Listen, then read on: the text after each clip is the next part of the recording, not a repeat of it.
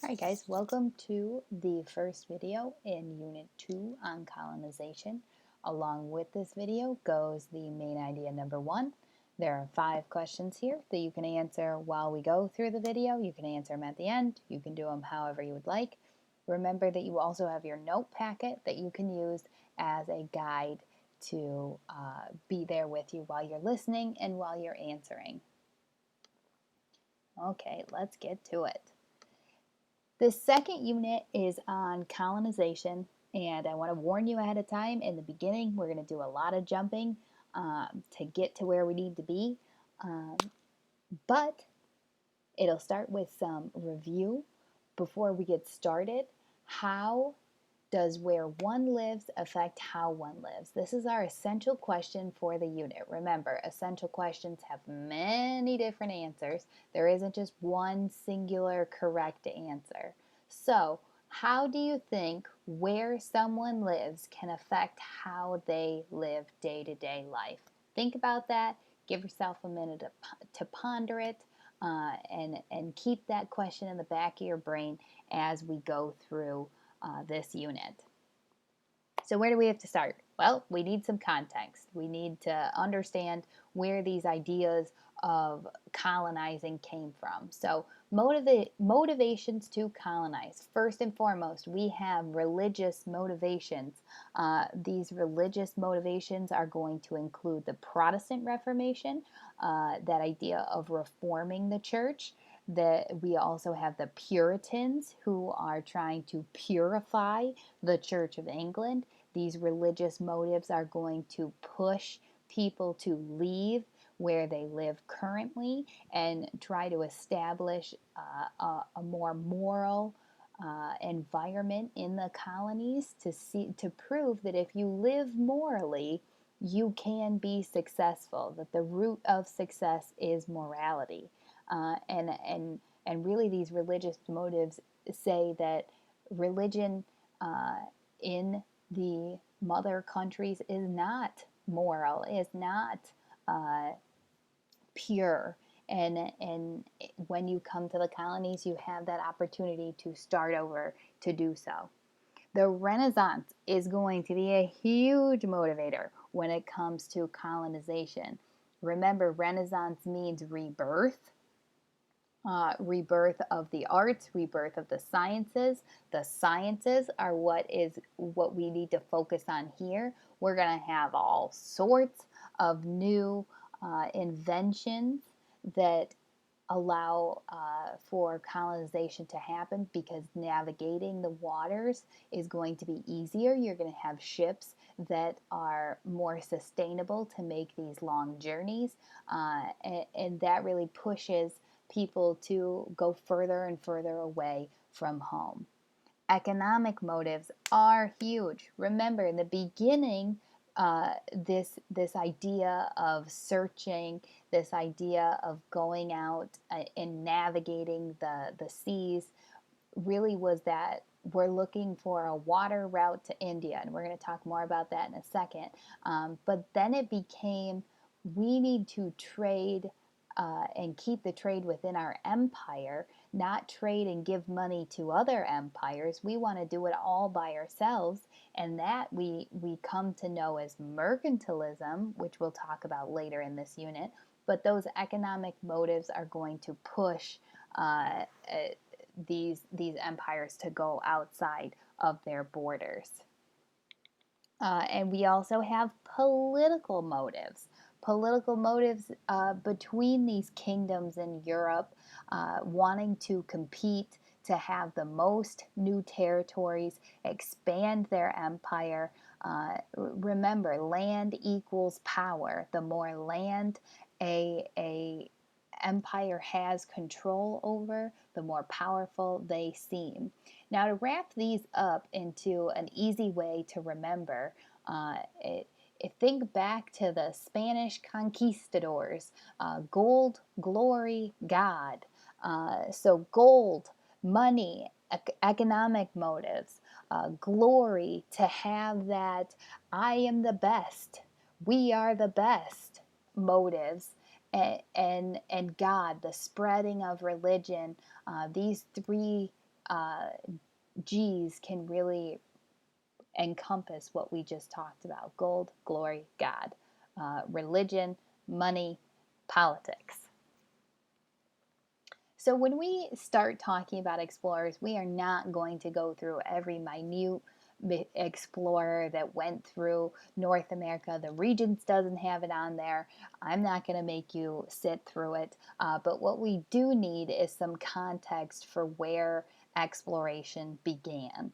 So if we look all the way back to the beginning, and like I said, in the beginning, what we were looking for is that all water route to India, because the land route had already been claimed. You got to find a different way to get there. And all of these empires were searching for a way to do so because they wanted the spice trade. Remember the spice and silks? And it begins with Prince Henry the Navigator. He is going to be a Portuguese navigator. He begins a navigation school, and he sets off the efforts to find an all-water route by going around Africa. He doesn't make it that far, but the knowledge that he does gain in his uh, exploration measures, he does pass down to the next explorer for Portugal, which we see is Diaz. Diaz tries to go around Africa again, and you can see that his is the orange route here. Diaz reaches the Cape of Good Hope, and that is the southernmost tip of Africa, so we're getting closer and closer. And then we see Vasco da Gama, which is the green route here on the map. He takes a different approach. Instead of hugging close to the coast of Africa, where you often find conflict with the natives and harsh waters, he instead goes out and around the ocean here, goes around the Cape of Good Hope, and then gets to India. So Vasco da Gama establishing the water route to India. So why the heck do I bring up all of these Portuguese voyages and this water route to India? Well, that leads us to Christopher Columbus, who again was trying to find an all-water route to India, but wanted to go in a different direction and go west, because the idea was if he went west, he would go across the Atlantic, run into China, and be able to come down across land to get to India. But what he doesn't know is that when he goes out west, he's going to run into land. It's not just the Atlantic Ocean that's out there. And he will be sailing for Spain. Remember, Christopher Columbus sailed the ocean blue starting in 1492.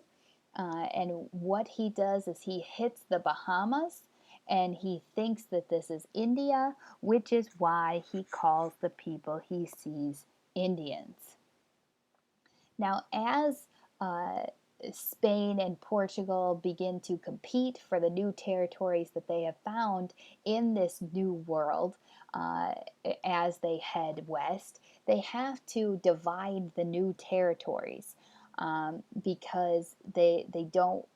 There has to be a clear, this is what this person has, this is what you have, and now there's no fighting over it, or else we could tumble into a very large conflict. So Spain and Portugal sit down and they sign the Treaty of Tordesillas, which divides the territories in the New World.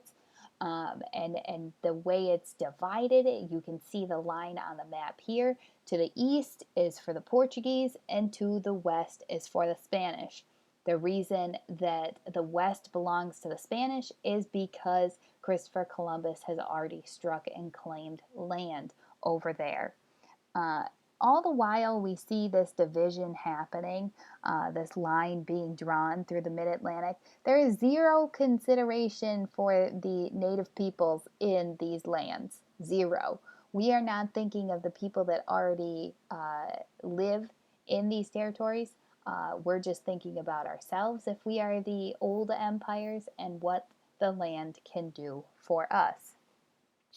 Now we are about to jump ahead a large amount of time and get to the 1600s, where the colonies are being established in, uh, in along the coast in North America by England.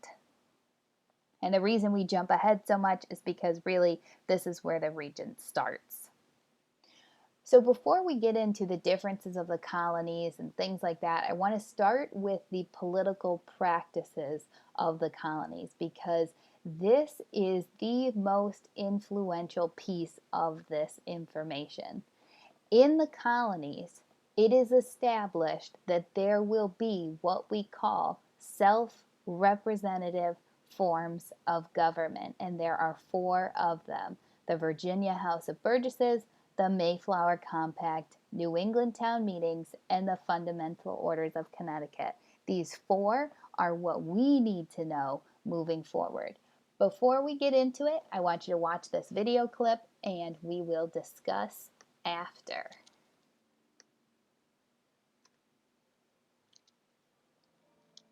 Importantly, there were many differences among the governments of the 13 colonies, but they were all guided by charters or written constitutions and had a colonial assembly elected by free men. The first elected colonial assembly to be established was the Virginia House of Burgesses, which first met in 1619. White male landowners elected the assembly, which represented geographic political districts throughout Virginia. The Pilgrims, for their part, had intended to settle in Virginia, but landed further to the north in what is now Massachusetts. Before leaving their ship, the Mayflower, the male passengers signed the Mayflower Compact. This historic agreement from 1620 was the first explicit plan for self-government in the colonies. The men pledged to become a civil body politic and abide by laws established for the colony. By the time of the American Revolution, each colony had an elected colonial assembly, a separate executive branch headed by a governor, and a system of courts. In the royal colonies, the king appointed the governor, who was chief executive of the colony and reported directly to the king. Royal governors had great authority in theory, but the vast distance from Britain and their dependence on colonial assemblies for funds limited their power in practice. Thus, much of the governing in the colonies was carried out by the colonial assemblies. Members of the lower house of colonial assemblies were the elected representatives of the voters in the colonies. The lower house had lawmaking powers, and along with the governor and the governor's council, the power to tax. The great distance from Britain and control over funds for the governor enabled colonial assemblies to exercise real political power. It was the assemblies that represented the will of the colonists. So what I want you to consider after seeing that video is that these governments, these assemblies that are formed by the people to represent the ideas of the colonists do have significant power. And the reason they do is, like you just heard, the vast distance between the colonies and the king. Okay, there is a large distance there. While there are royal governors that we see existing in the colonies, their power is really vested in these colonial assemblies. So let's talk about these colonial assemblies. First, we see the Virginia House of Burgesses. This is a very interesting piece because in the early years, you see elected representatives being put in place that have the power to make laws and set taxes. The way they were elected is there was 2 for each settlement. This sounds a heck of a lot like the Senate that we just went over, and it is incredibly important because it will influence our later government. The Mayflower Compact is signed on, you guessed it, the Mayflower. And this is going to happen in 1620, as you can see.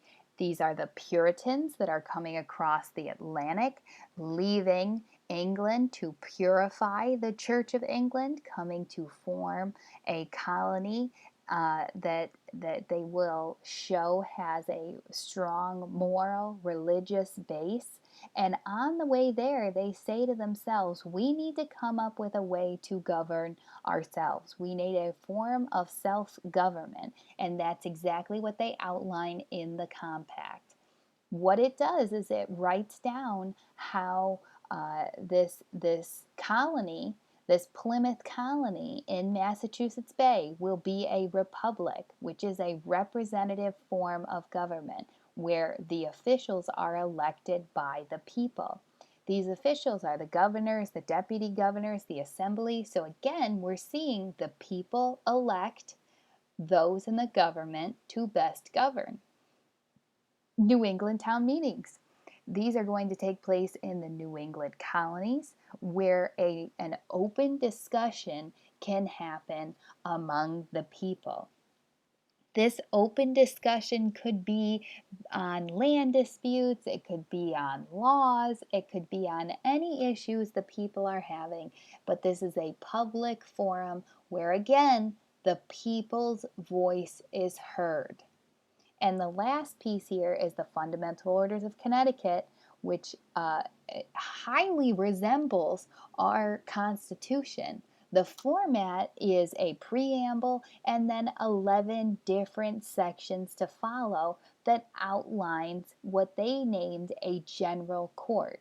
This general court had legislative powers, executive powers, judicial powers, and administrative authority over Connecticut.